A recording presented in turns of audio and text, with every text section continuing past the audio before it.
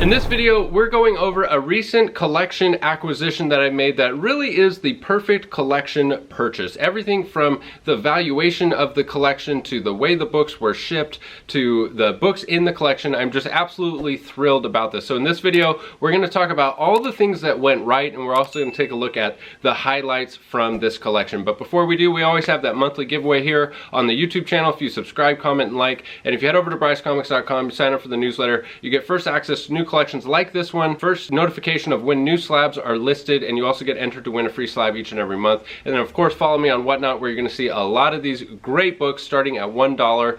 Link down in the description for $15 towards your first purchase if you're new to Whatnot. I also just posted a giveaway video over on my Instagram page. If you want to be entered to win that, go check out my Instagram page. I'm going to start doing more giveaways over on Instagram as well. So let's talk a little bit about this collection, why it was perfect, why everything, the stars just aligned. I think a lot of it had to do with the collector. Major shout out to William, the care that he took in his collection of curating these books. There's a theme, there's a method to the madness. Every single book is in Mylar, which is just an absolute treat to the way he obviously kept and stored and protected and shipped these books. I think that is the main thing that went so well with this collection. But the second thing that went well with it was the valuation system. So he had all these books logged into GP analysis. You can actually log your collection in there. So let's hop into the computer and talk about how this collection was valued. So here we are on gpanalysis.com, and I'm logged in under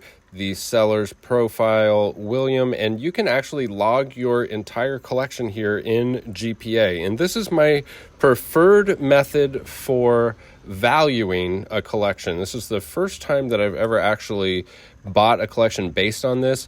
It isn't perfect for all of collecting. Like my one gripe is I wish you could export your collection. I wish it was organized a little differently. I wish it had pictures of the book. So as far as cataloging your collection as a collector, it's lacking a few things, but as far as valuing a collection, it's fantastic. So here it says the current portfolio valuation is $41,466, and this is the number that we actually made the deal on. I did 60% of this. I did no adjustments whatsoever, and I'll show you why. Is I think that the adjustments for the ups and downs is pretty much a complete wash, at least close enough to where I don't need to make any adjustments. There was 14 books that he didn't have logged in here that we added that came to about $1,200 or something. So the grand total for what I paid for this collection was 60%, and I covered the cost of shipping.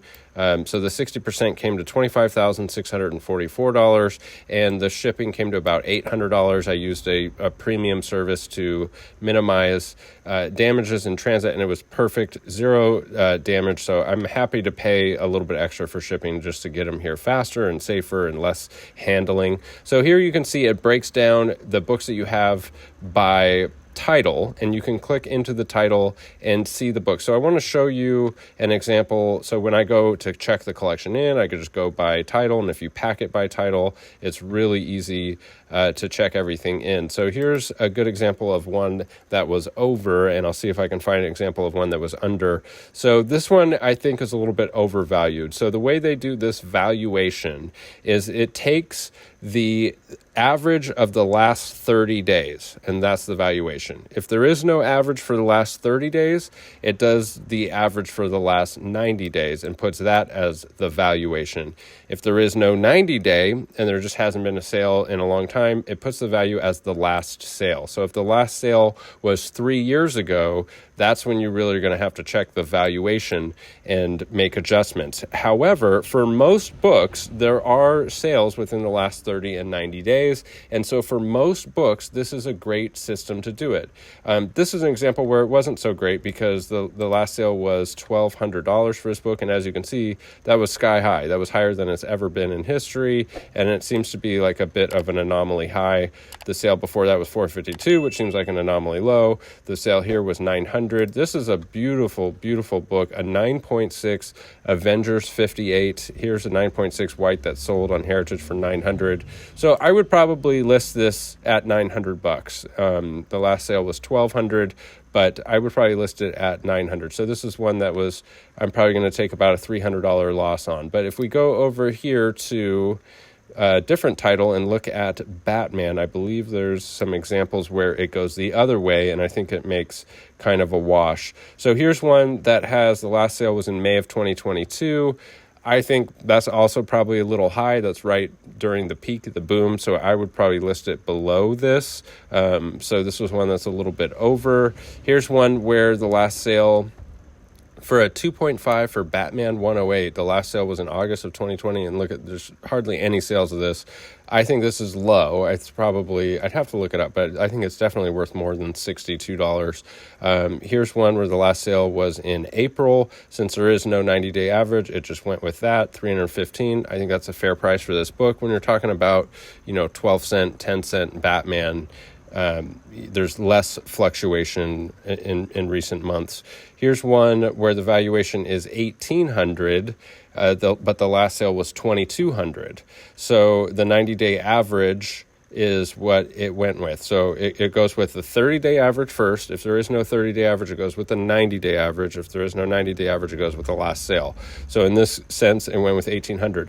So what I love about this system is I know how they're coming up with the valuation. That's one of the big lacking things with Go Collect and Cover Prices. They don't share the formula that they come up with. I don't know why. It's like, it shouldn't be proprietary information. I should know what is your formula to come up with the FMV so I can know how to make adjustments. Because with Go Collect, if Go Collect puts the FMV at $1,800 and the last sales are nowhere near $1,800, I have no idea how they got that. I have to go to GPA. I have to actually look at the sales and make a judgment call of what I think the FMV is. Here with GPA, I know their system and I can make adjustments accordingly. So I can see, okay, the valuation is $1,800, but the last sale was $2,200. The valuation is probably a little low in this sense. But as I said, I think it comes out in the wash. I think, most of them have like last sale is the same as 90-day. Perfect for that one. That's what I would put.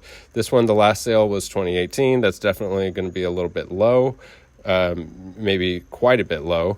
You can see he paid 105, but some of, I think it comes out in the wash. So enough so where I can make a judgment based off of this system.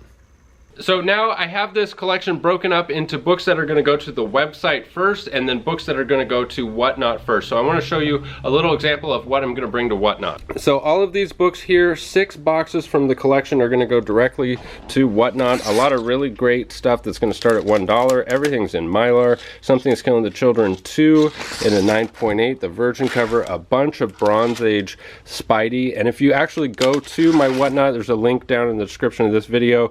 You can go to the store tab, which is on the right side of the screen, and you can click on the auction tab and see all of these books loaded up in the auction tab, and you can set your pre-bids or set your target prices, things like that over on Whatnot. And then these books here are going to go directly to the website. So about 6 not all the way full boxes that are going to go directly to the Whatnot. I think it was about 260 slabs or so altogether. So let's flip this camera around and take a look at the highlights from this collection. Marvel Superhero Secret Wars number 8 in a 9.8 white pages, origin of the alien symbiote that eventually becomes Venom. But I think we're all just in love with this cover. I mean, how can you look at this thing and not just go, wow? And a 9.8 white, beautiful book. Joker number 1 in a 9.8 CBCS from 1975. Venom number 3, third print. And how about a couple more first prints? 2 more to add to the horde. I think I have 6 in stock right now, but you put them at FMV, they'll all be gone, within a day. Here's New Mutants 98, 9.4 white pages with the custom label, 9.9 please. I am on the lookout ever since I've seen, I think it was like a 1.0 that I saw with this custom label, and it's a retired custom label. I would love to have a 1.0 of this or a 0.5 with this custom label. I think it went for good money too the last time it sold. Something is Killing the Children, number 1, The Unlocked Retailer, Jenny Friesen. Number 3, The Virgin. Number 4, The Unlocked Retailer. Number 5, The Unlocked Retailer by David LaFuente. And number 1, first print, cover A, Something is Killing the Children, number 1. First appearance of Spider-Woman in Marvel Spotlight 32 and a 9.4. Mark Spector Moon Knight 55 and a 9.8, the first published Stephen Splat cover, which became an instant classic and has even been homaged since then. Pretty cool to come out the gates swinging so hard that people are homaging your first ever work. And Mark Spector Moon Knight number 57, another Stephen Platt cover. Really awesome. All right, let's get into some Batman. We have Batman Adventures 12, 9.6 white, the first appearance of Harley Quinn in comics out of DC continuity. Batman The Dark Knight Returns number 2 in a 9.8 white, and number 1, first appearance of Carrie Kelly, 9.8 white, pages classic, Frank Miller story and cover, awesome key. Batman 199 and an 8.0 with white pages. Just always amazing to see a 12-cent Batman book in relatively high grade like that. Batman 183 and an 8.5, second appearance of Poison Ivy. 180 in the 7.5. And 165 from 1964, first appearance of Patricia Powell.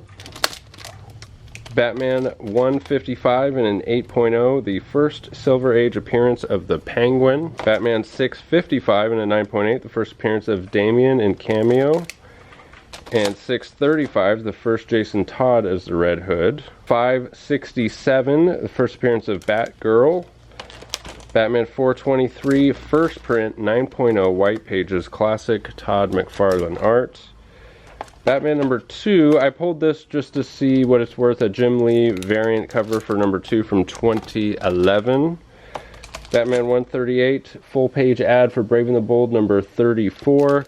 10-cent Batman 7.5 from 1961. And Batman 108, another 10-cent Batman in a 2.5 from 1957. Just so cool to see these classic Batman covers. Continuing with the Batman 10 centers here from 1956, we have Batman 104. Alfred's middle name's revealed as Thaddeus Crane. I mean, if there's ever a Batman key to end all keys, the first appearance of Alfred's middle name. There you go. Avengers Annual 10, 9.4 white, first appearance of Rogue.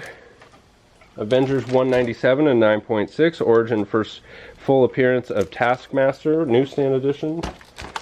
Avengers 58 in a 9.6, the origin of Vision, and Vision joins the Avengers.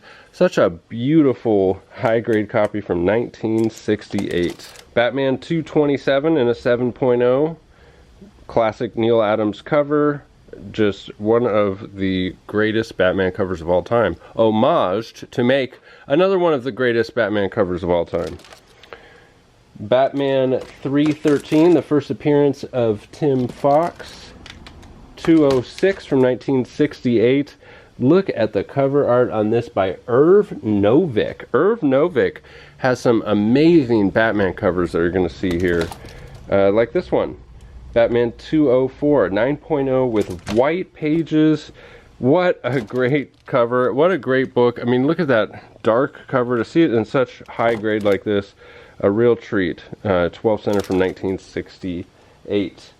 Batman 202, another Irv Novick cover. I mean, look at that. It's very similar almost to Neil Adams in a way. I'm surprised that I am just getting indoctrinated with Irv's covers here. 1968, 7.5, Batman 202. Creatures on the Loose number 30 and an 8.5 with white pages. Awesome Man-Wolf cover. Detective Comics 608 and a 9.8, first appearance of Anarchy. Detective Comics 585, 9.6 white, the first appearance of Ratcatcher, who obviously made her debut in the Justice League movie. Awesome character, awesome book. Detective 583 and a 9.4, first appearance of Scarface in The Ventriloquist. Darth Vader number 3, 9.8, the first appearance of Dr. Aphra and 000 and BT-1, the Assassin Droids. Daredevil Volume 2, number 9, the first appearance of Maya Lopez in Echo. Daredevil number 2 and a 9.8, the second appearance of Daredevil and Electro. I mean, what an awesome key I think this is north of a $3,000 book from 1964. Really, really cool to see that in such high grade.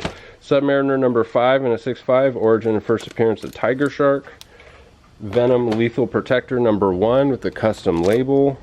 X-Men 109, the first appearance of Weapon Alpha in a 9.6. X-Men 88 in a 9.4 with white pages. This is basically heavy revisions to the original cover of this, which was X-Men 40.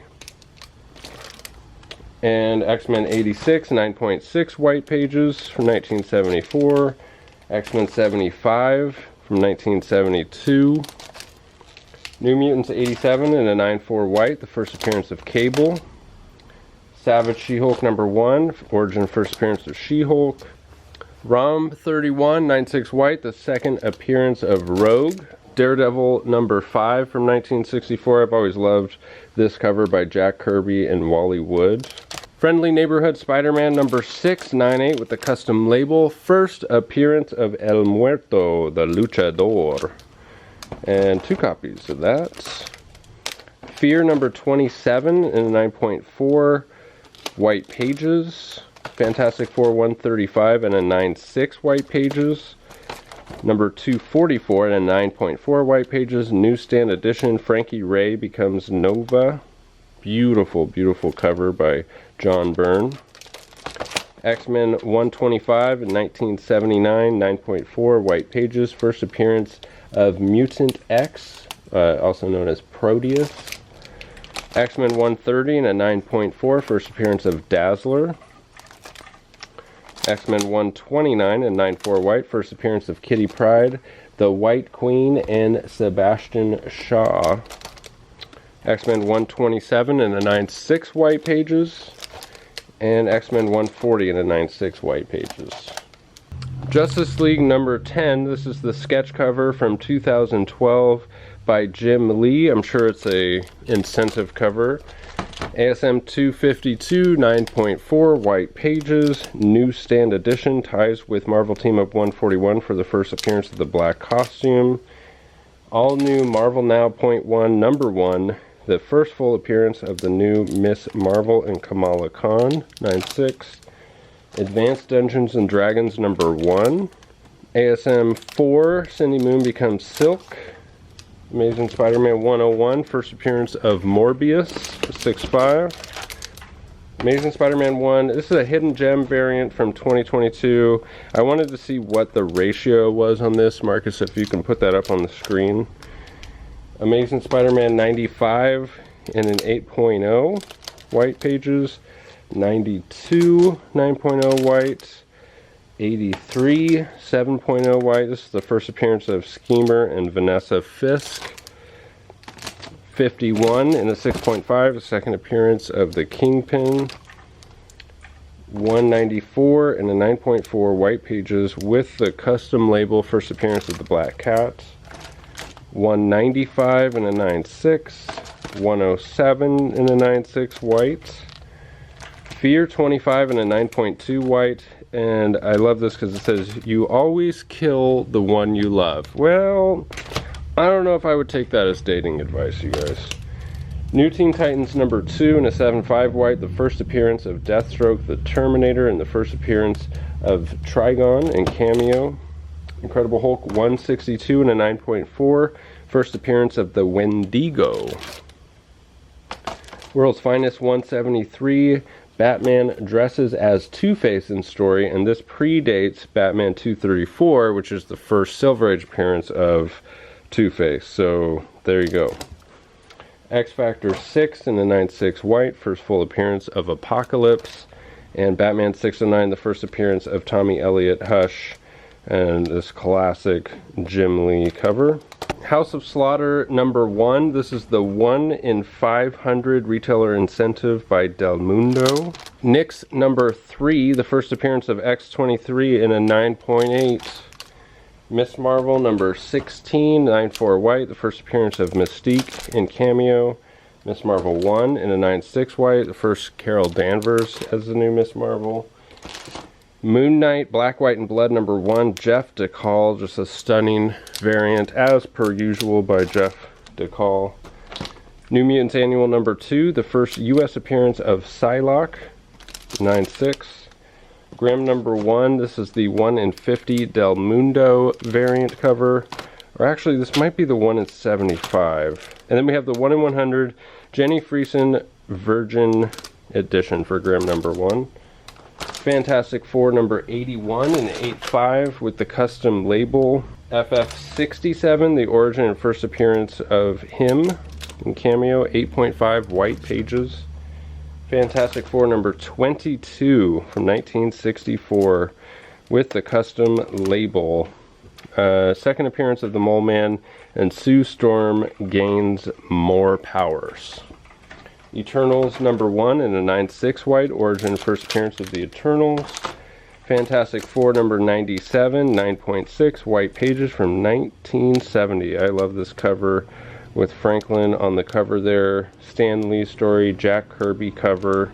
Just an awesome sub 100 FF. FF91 with the custom label in a 9/4 with white pages. And FF88 and a 9/0 with the custom label, 12 center from 1969. Fantastic Four #134, 9.6. Hulk 16 and a 9.8. I can't remember if this is, it must be the first cover appearance of the Red She-Hulk, because Hulk 15 from 2009 is the first appearance of the Red She-Hulk. So some Red She-Hulk keys and some Red Hulk keys in Hulk #1. Spider-Man #7, the Ramos variant cover for the first appearance of Spider-Boy. Spider-Woman 20 in a 9.4, the first meeting of Peter and Spider-Woman. Spider-Woman 1, 9/6. Spectacular Spider-Man 101 in a 9/6 white newsstand edition with the custom label. Awesome, awesome key. If it was a 9.8, I would keep it for the PC. Spectacular Spider-Man #1 in a 9.6. This is the second ongoing series for Peter Parker. Spawn #9 in a 9.8, the first appearance of the medieval Spawn and Angela. Thor 300 in a 9.4 white, origin of Odin and the Destroyer. Thor 282 in a 9/6 white. Thor 339. So these are examples of the books that, you know, I'm sure they're probably somewhere around $100, but I'd rather them just go on the website and, you know, list them at a fair price rather than send them to the slaughter on a whatnot auction. Thor 134, the first appearance of the High Evolutionary, and the origin and first appearance of Man-Beast, and the first appearance of Fafnir. Awesome Thor key from 1966. The Thing #35, 9/6 white. What a stunning cover, introducing the all-new Miss Marvel, where Sharon Ventura becomes the new Miss Marvel. And it's the first Curtis Jackson as the Power Broker from 1986. Thor 411, 9/4 white, first appearance of the New Warriors. Thor 338, the second appearance of Beta Ray Bill in a 9/8, and the first appearance of Beta Ray Bill in a 9/2 newsstand edition. Miss Marvel 18, absolutely love this cover. First full appearance of Mystique, 9/6 white. And 17, the first cameo, also absolutely love this cover by Dave Cockrum and Terry Austin. Uncanny X-Men #282. This is the first appearance of Bishop in a 9/8 white. Uncanny 268, 9/6 white. Classic cover by Jim Lee and Scott Williams. Uncanny 266 in a 9/4 white. First full appearance of Gambit. Uncanny 244, first appearance of Jubilee in a 9/6 white. 221 in a 9/6 white, first appearance of Mr. Sinister. Uncanny 142, the death of the alternate future Wolverine, Storm, Colossus, Sentinels, and you know the rest. 9.2 white pages. Web of Spider-Man #1, first appearance of the Vulturians, 9.8 white pages. West Coast Avengers 45, 9/6 white, first appearance of the colorless Vision. And Warlock number 10. This is the first appearance of the In-Betweener in the Origin of Thanos and Gamora, and a 9/0 white. So there you have it, guys. Quite the mix of books. An absolute joy to work through because of the care that these books were kept in, and having them all in Mylar sure does make quite the difference. Once again, major shout out to the seller for your attention to detail and making this one of the smoothest transactions I've ever done in purchasing a collection. Don't forget to follow us over on Whatnot, link down in the description for $15 towards your first purchase. If you're new to Whatnot, I'll have books in the Buy It Now for 15 bucks, so you can stop by and pick up a free book, plus tons of giveaways. We also do a giveaway here on the YouTube channel. Subscribe, comment, and like. You're entered to win that. Head over to brycecomics.com, sign up for that newsletter so you don't miss out when new collections come through. And lastly, over on Instagram, I just posted a new giveaway over there. Thank you as always for sticking with me to the end of the video. Truly appreciate it. We'll see you in the next video. Bye.